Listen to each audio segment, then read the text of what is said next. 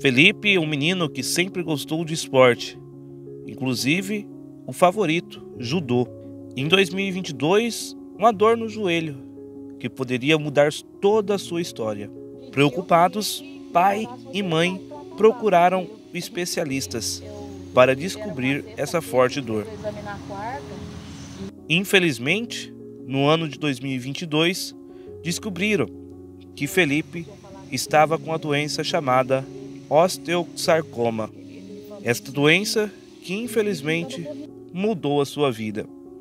Mas Felipe nunca desistiu dos seus sonhos. Venceu a doença e segue firme e dando força a quem vê-lo hoje. A nossa equipe de jornalismo da TV Noroeste está chegando aqui na Avenida Ulisses Guimarães, na casa do Felipe Gabriel. Felipe Gabriel, que é atleta aqui no município de Juína e tem uma belíssima história para contar para nós hoje. Aqui mora Felipe, ele que infelizmente no meio da sua trajetória teve um problema de saúde e acabou perdendo um dos seus membros inferiores. Mas isso não fez desistir do seu sonho e hoje vamos ouvir um pouco dessa história. Boa tarde, Cláudia. Tudo bem? Bom pra você? Vamos lá?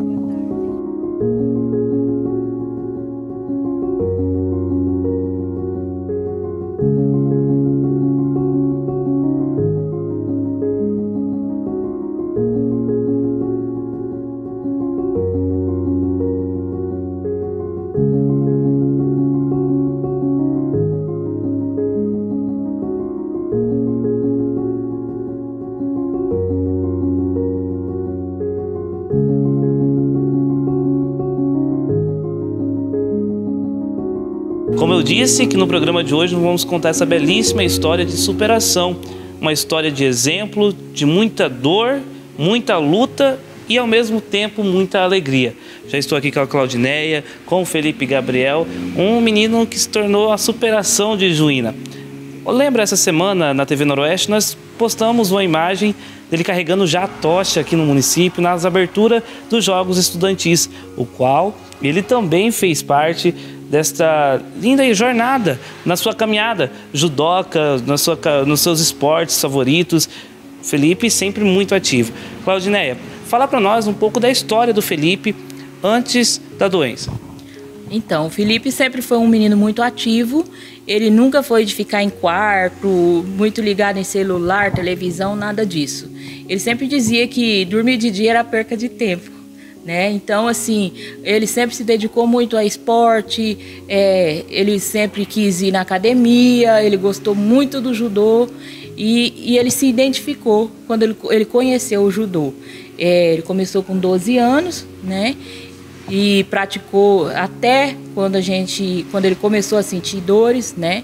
Na pandemia ele deu uma parada, porque por causa das restrições sanitárias, né? E depois voltou a praticar o esporte novamente.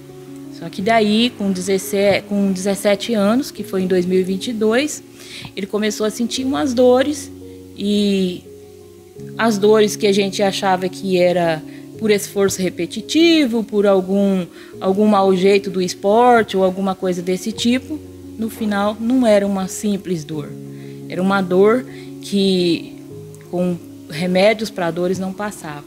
Possivelmente seria dor no menisco, né, do joelho, porque normalmente diz que quem joga futebol, pratica judô, né, pratica esportes mesmo, poderia dar essas dores no joelho. Tanto é que deu alteração sim no menisco dele, mas não era por causa disso essa dor tão intensa. E aí a gente foi atrás do posto de saúde, né? A gente procurou ajuda médica, porque os remédios para dor, apesar de ser forte, não estava adiantando.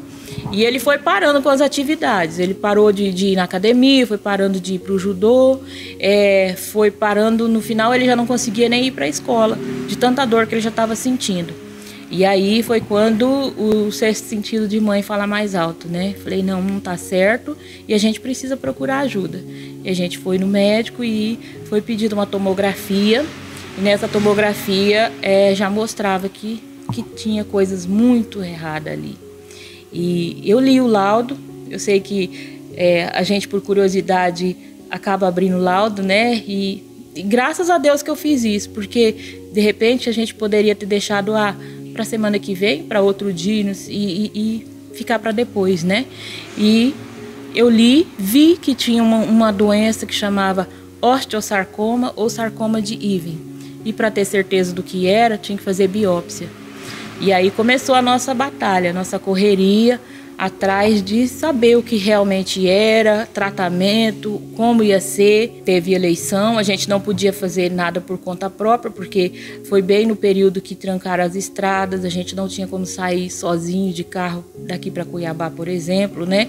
Então a gente tinha que aguardar e graças a Deus a nossa espera foi pouca e onde eu bati, as portas que eu bati eu fui muito bem atendida, graças a Deus, né?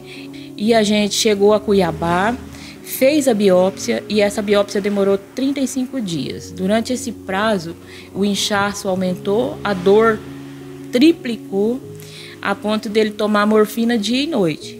E aí nem isso resolvia.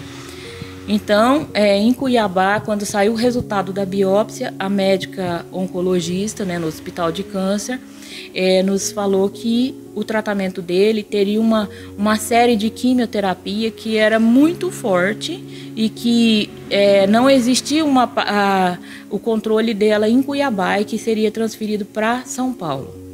Nessa hora veio de novo o desespero, né? Porque a gente não conhecia nada lá fora, né? Então, assim, você ir lá para passear e você ir lá para tratar uma doença gravíssima, né? É muito difícil. E a gente foi encaminhado e começou o tratamento. Inclusive começou o tratamento em Cuiabá. A doutora quis adiantar um protocolo de quimioterapia para poder ver se diminuía o inchaço e a dor, mas não resolveu. O tipo de câncer que deu nele é maligno, é de altíssimo grau, né? Quando a gente chegou em janeiro lá em São Paulo, os médicos já falaram que alguns casos não tem como salvar o membro afetado por esse câncer. E aí veio o desespero, né?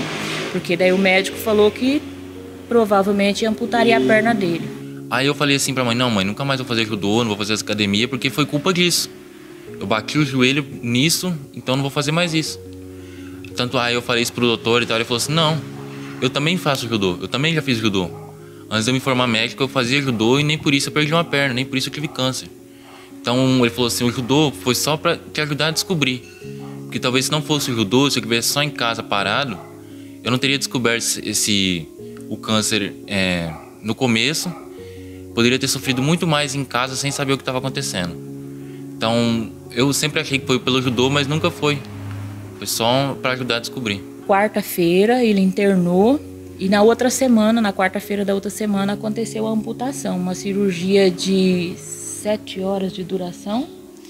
E quando ele saiu de lá, ele só ficou 24 horas na UTI, né? Ele reagiu bem à amputação. E assim, ele já estava muito feliz porque ele não sentia mais dores. Aquilo para ele foi literalmente tirou com a mão a dor dele, né? Então ele era um misto de alegria, de tristeza, de choro e felicidade, porque ele não sentia mais dor. Aí, quando foi no segundo dia, ele já estava no quarto, aí começaram novamente as sessões de quimioterapia. Para quem já passou por isso, só quem passou, né, alguém que acompanhou um tratamento desse, vai saber o quanto é sofrido.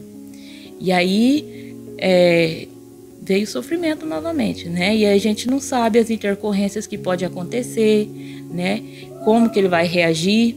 E aí nisso o cabelo dele já começou a cair e ele foi ficando muito magro. Imagina um menino com 1,94 m, com 53 quilos, né? É muito pouco. Então, assim, era desesperador. Eu via, mas eu não queria ver o que eu estava vendo. Então eu tentava sempre pôr ele para cima. E certo dia ele se olhou no espelho e ele falou assim, mãe, eu tô muito magro. Falei, não, meu filho, mas isso já vai passar. Isso é só um momento, daqui a pouco volta tudo novamente e você vai ficar bem.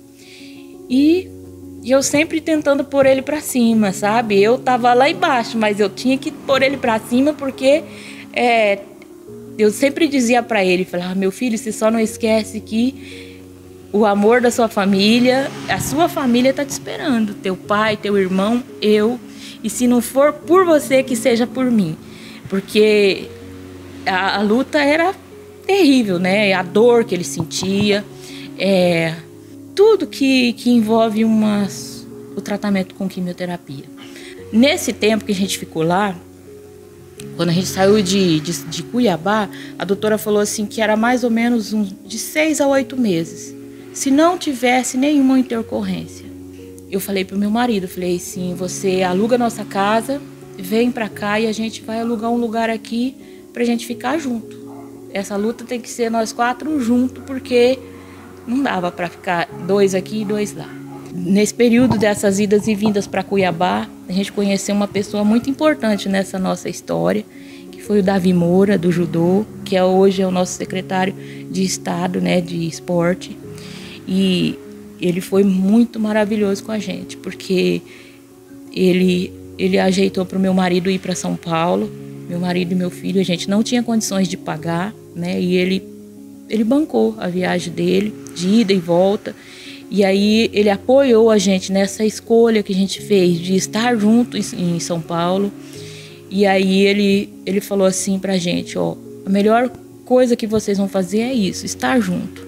Ele visitou a gente lá em São Paulo, deu a força e continuou, desde o começo até hoje. A gente se fala muito até hoje, porque foi uma parte da história do Felipe e está sendo muito importante, porque, querendo ou não, era o ídolo, né?